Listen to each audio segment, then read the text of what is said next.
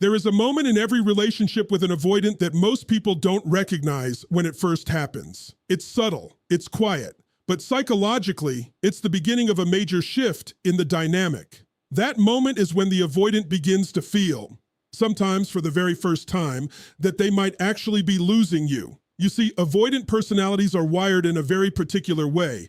Their emotional safety often depends on distance. They feel comfortable when they believe they have space, control, and the ability to step back whenever things become too intense. And in many relationships, they unconsciously rely on something else as well. The assumption that you will always be there. Not necessarily because they consciously planned it that way, but because the pattern developed over time. You reached out first. You tried to understand them. You fought to keep the connection alive. You were the one willing to have the difficult conversations. And little by little, a psychological equilibrium formed. They kept their distance, and you kept moving closer. As long as that pattern continues, the avoidant rarely feels urgency. From their perspective, the relationship feels stable precisely because they believe it will continue without requiring them to confront their deeper fears of intimacy or vulnerability. But something powerful happens the moment that pattern begins to change. Maybe you stop sending the long messages. Maybe you stop trying to solve every emotional distance they create. Maybe you start focusing on your own growth, your own peace, your own direction in life. You're not withdrawing out of bitterness. You're simply no longer chasing. And that is when the avoidant begins to feel something unfamiliar. For the first time, the certainty they once relied on starts to disappear. Psychologically, this creates a disruption in the dynamic of control. Avoidant individuals often regulate their anxiety by maintaining distance. But when the other person steps back first, that distance no longer feels like freedom. Suddenly, it feels like loss. And here's the fascinating part. Most avoidants will not immediately express this fear. On the surface, they may appear unchanged, calm, detached, maybe even indifferent. But internally, a quiet tension begins to grow because deep down, they are realizing something they never had to confront before. You might actually leave. The human mind reacts strongly to the possibility of losing something it assumed would always be available. Psychologists call this loss aversion.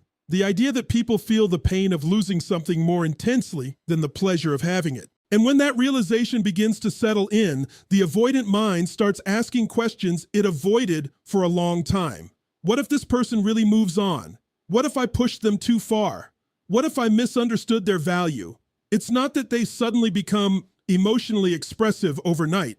Avoidant patterns are deeply rooted and protective, but the moment they feel that the foundation of certainty is cracking, something shifts inside them. Because for the first time, the relationship is no longer something they can take for granted. And when someone who once felt permanent begins to feel temporary, the mind starts paying attention in a completely different way. The truth is simple but powerful.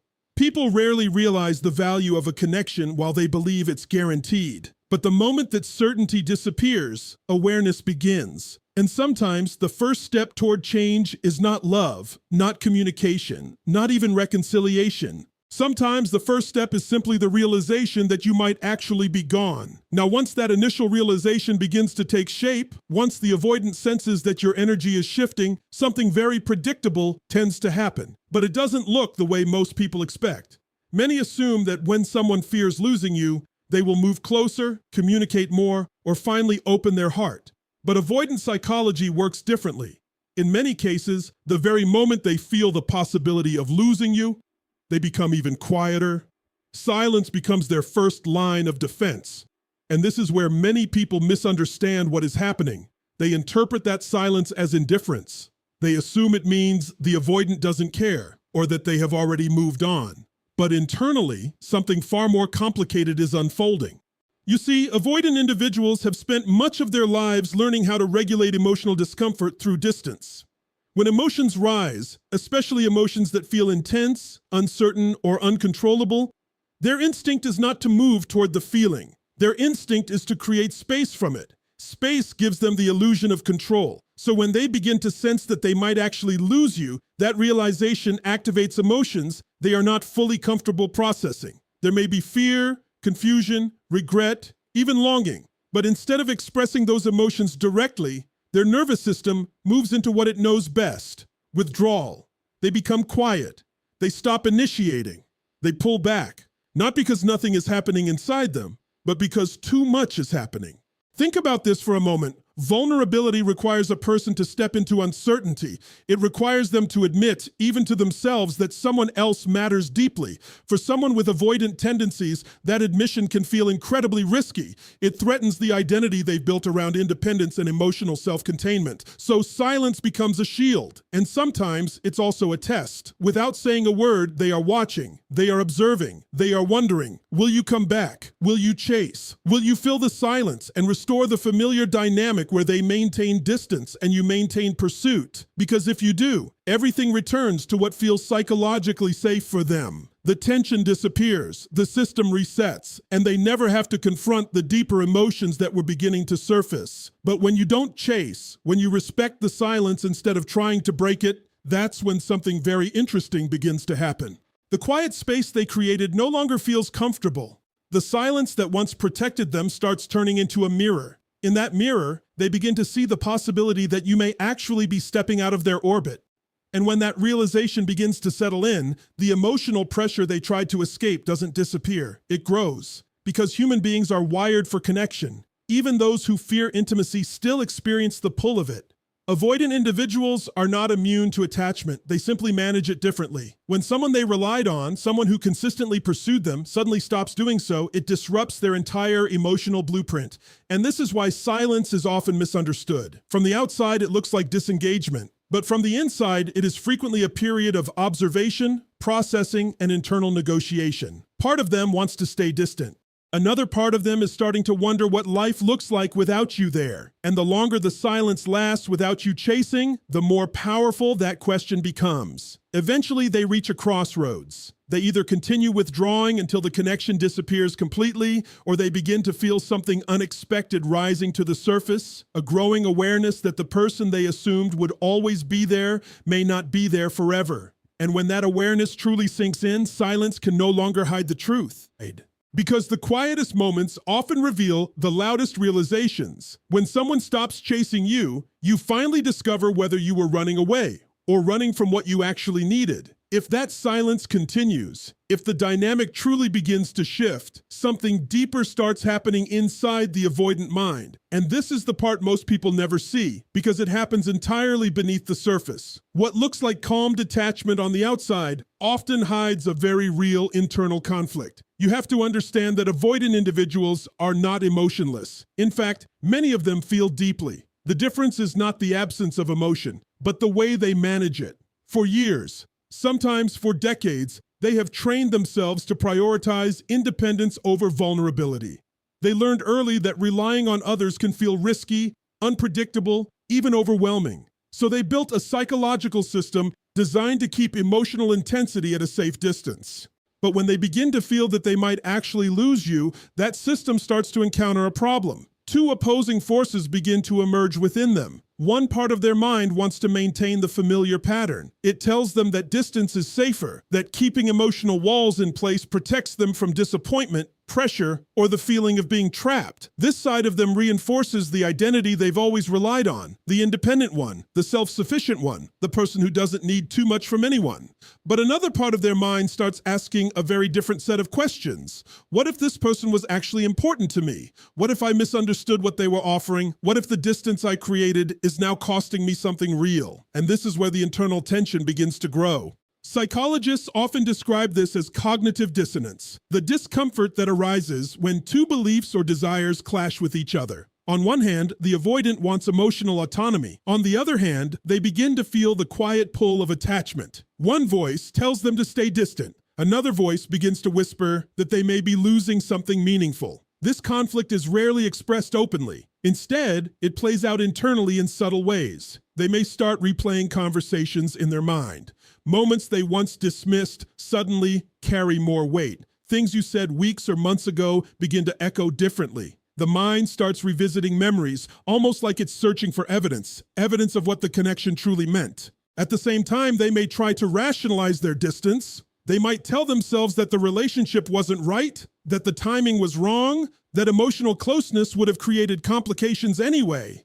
These rational explanations help protect their sense of control. But the human mind is complicated. Logic can explain things away, but emotion has a way of lingering beneath those explanations. And when someone they relied on emotionally, even in ways they never openly admitted, begins to fade from their life, the emotional mind keeps asking questions that logic can't easily silence. This is why avoidant individuals often appear contradictory during this phase. One moment they seem distant and unaffected. Another moment they seem thoughtful, reflective, maybe even slightly nostalgic. It's not inconsistency for the sake of confusion. It's the result of two psychological forces pulling in opposite directions. Independence versus attachment, protection versus connection. Freedom versus the quiet realization that freedom can sometimes feel lonely. And the longer this inner conflict continues, the harder it becomes to ignore. Because eventually the avoidant begins to recognize a truth that challenges their usual strategy of distance. Pushing someone away may protect you from vulnerability, but it also increases the risk of losing someone who genuinely cared. And when that realization begins to settle in, the mind can no longer pretend the situation is simple. Because the real question is no longer whether closeness feels uncomfortable. The real question becomes whether the fear of closeness is worth the cost of losing the connection altogether. And that is when the internal conflict becomes impossible to ignore. Because sooner or later, every person must confront the same truth. The walls we build to protect our hearts can also become the barriers that keep the right people out. As this internal conflict continues to build, something else begins to happen. Something subtle but incredibly revealing. The avoidant, who once seemed distant, uninterested, or emotionally unavailable, may start paying much closer attention to you than before. But here's the interesting part. They rarely announce it. From the outside, it may still appear as if they're detached, living their life, keeping their space. Yet behind that calm exterior, curiosity begins to wake up. Because the moment you stop chasing, the dynamic they once relied on starts to shift. And when a familiar pattern disappears, the human mind naturally tries to understand why. So they begin observing. They might check your social media more often than they used to. They notice changes, your new routines, the way you're spending your time, the people you're around. They pay attention to small signals that previously might have gone unnoticed. Sometimes they'll ask mutual friends how you're doing, casually, almost as if it's no big deal. But the question itself reveals something important. You are still on their mind. Psychologically, this makes perfect sense. Human beings tend to pay the most attention to what they feel uncertain about. When something feels predictable, the mind relaxes. It stops analyzing, stops questioning, stops worrying. But uncertainty reactivates awareness. And the moment you stop chasing the avoidant, uncertainty enters their world.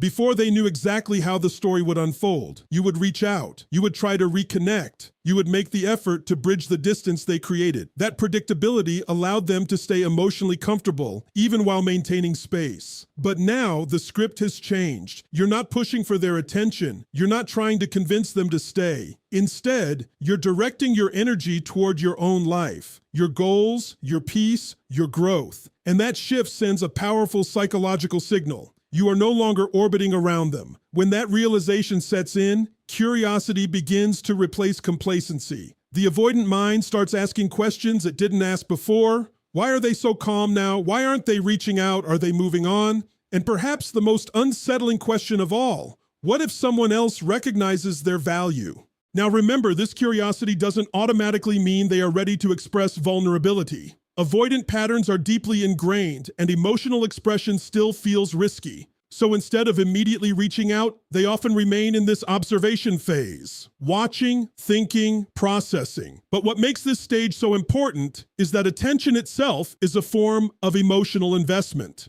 When someone begins to monitor your life more closely, it means your absence has created a psychological gap they are trying to understand. In many ways, the dynamic begins to reverse. Before, you were the one analyzing their behavior, trying to interpret their silence, wondering what they felt, searching for signs that the connection still mattered to them. Now, quietly and privately, they may be doing the same thing.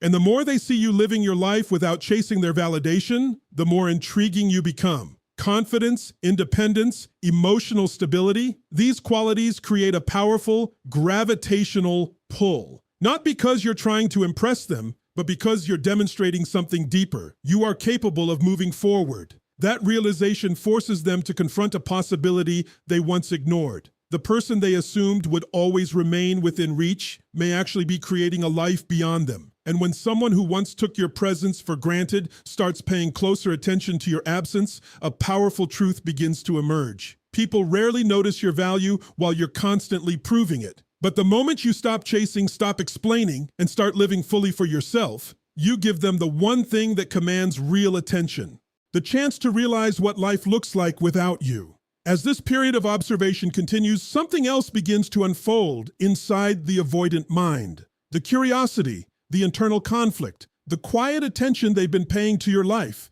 It all starts building toward a moment of decision. And sometimes, when the possibility of losing you becomes real enough, the avoidant does something that even they didn't expect. They reach out.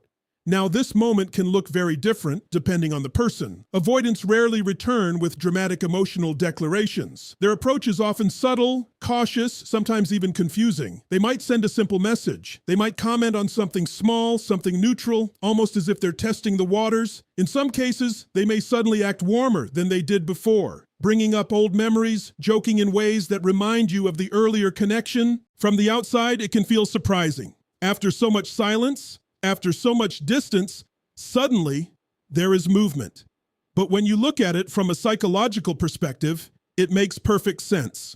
Human beings are strongly motivated by the fear of irreversible loss. As long as the avoidant believed the connection would always be available, there was no urgency to confront their deeper feelings. They could maintain distance without consequence. But when your energy changed, when you stopped chasing, stopped persuading, stopped trying to close the gap, you introduce something powerful into the equation: finality. And the mind reacts very differently when it senses that something meaningful might actually disappear. The avoidant may begin remembering moments they once minimized. Conversations that once felt ordinary now carry emotional weight. The laughter, the support, the quiet understanding that existed between you, these memories start to form a different narrative. Instead of focusing only on the pressure of intimacy, they begin to see the value of the connection itself. And value changes behavior. Now, it's important to understand something here. When avoidants make this unexpected move, it doesn't necessarily mean they have completely transformed. Deep patterns of attachment don't vanish overnight. What it means is that the emotional distance they relied on is no longer protecting them from loss. In fact, it may be causing it. So they move closer, sometimes carefully, sometimes awkwardly, because the risk of doing nothing has started to feel greater than the risk of reaching out.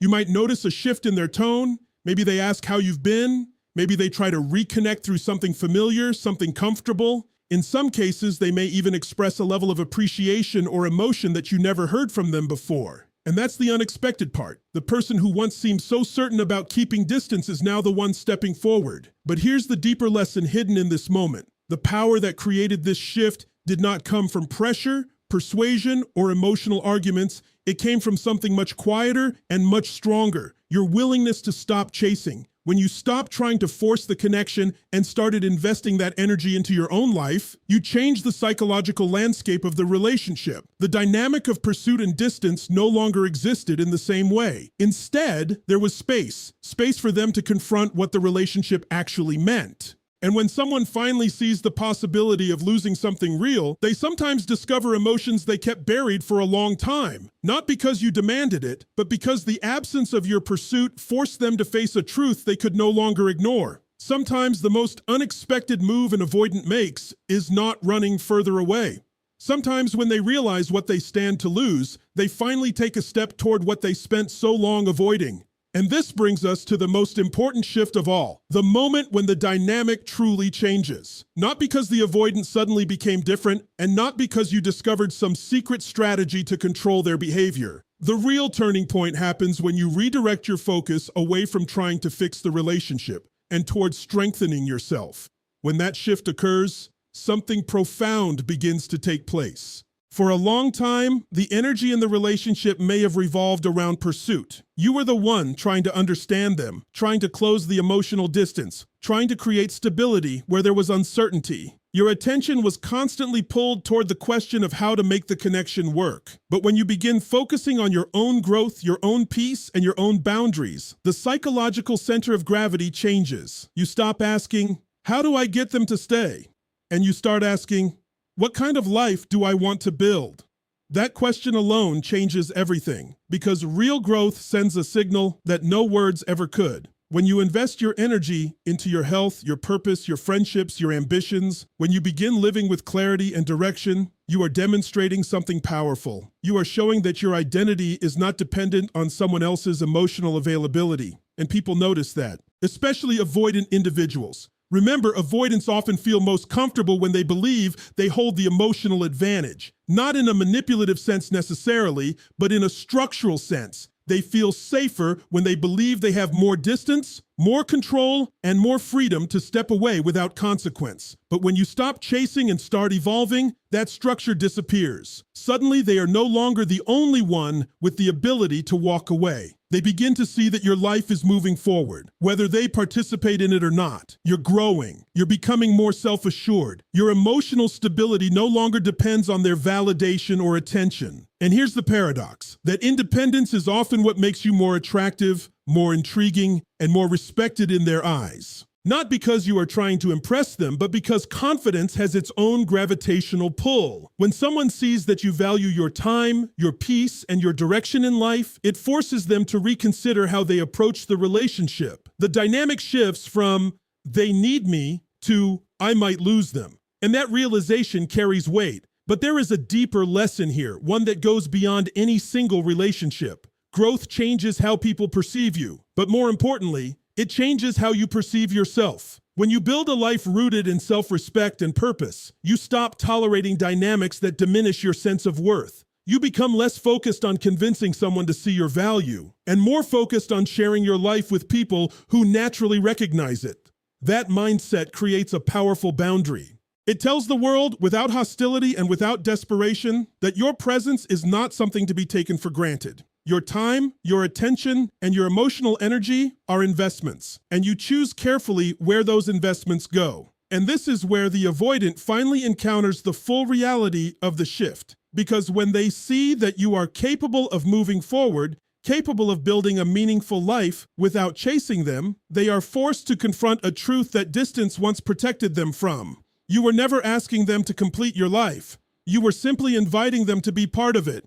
And when someone realizes that the invitation may no longer be open forever, the entire meaning of the connection begins to change. Because the strongest position you can ever stand in is not the one where you try to hold someone close. It's the one where you build such a full, grounded life that anyone who wants to be part of it must choose to meet you there.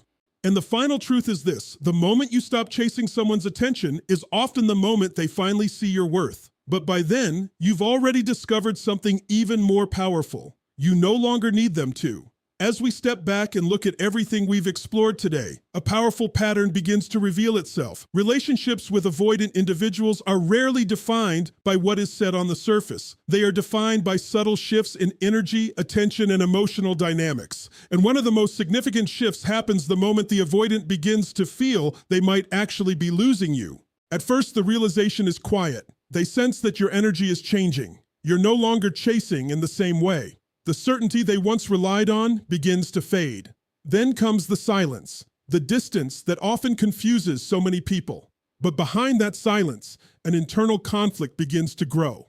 One part of them wants to maintain the safety of emotional distance, while another part begins to recognize the value of what might be slipping away.